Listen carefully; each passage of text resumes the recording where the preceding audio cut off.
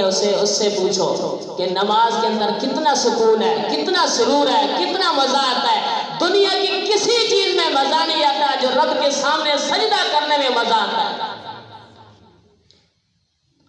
فرمایا ساری کی ساری کائنات سے جدا ہو کے جس وقت اللہ کے گھر میں آتا ہے، اللہ کے دربار میں آتا ہے، اقرار کرتا ہے، شہادت دیتا ہے، گواہی دیتا ہے کہ دنیا کے اندر کوئی سکون نہیں، سکون ہے تو میرے اللہ کے گھر میں سکون ہے۔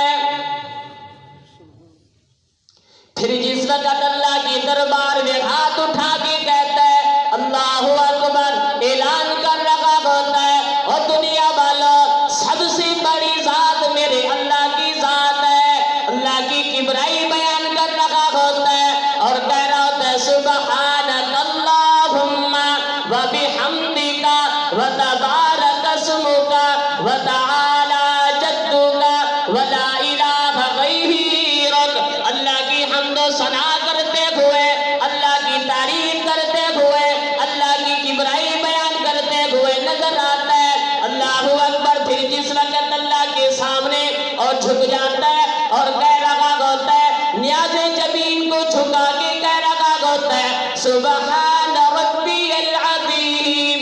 پھر جس وقت سجدے کے اندر جاتا ہے جو رب کے قریب تر حالت ہوتی ہے، رب کے سامنے سجدہ کر رہا ہوتا ہے اور ایسی حالت ہوتی ہے ایسے لگتا ہے رب کے قدموں میں سجدہ کیا ہوا، رب کے قدموں میں سجدہ کر کے رب کی تعریف کرتے ہوئے جو نظر آتا ہے۔ اور دنیا والوں دنیا کی کسی چیز میں سکون نہیں، دنیا کی کسی چیز میں راحت نہیں، کسی چیز میں مزہ نہیں جو رب کے سامنے سجدہ کرنے میں سرور و سکون ہے۔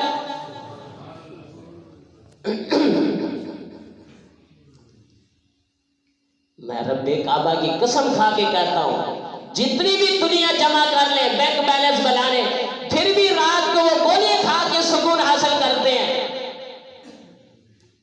رب کعبہ کی قسم علماء نے لکھا، فرمایا رب کے دروازے پہ آنا تمہارا کام ہے، سجدہ کرنا تمہارا کام ہے، نیاز جبین کو جھکانا تمہارا کام ہے، اور سرور و سکون تمہارا مقدر بنانا میرے رب کا کام ہے۔ اللہ کے نبی صلی اللہ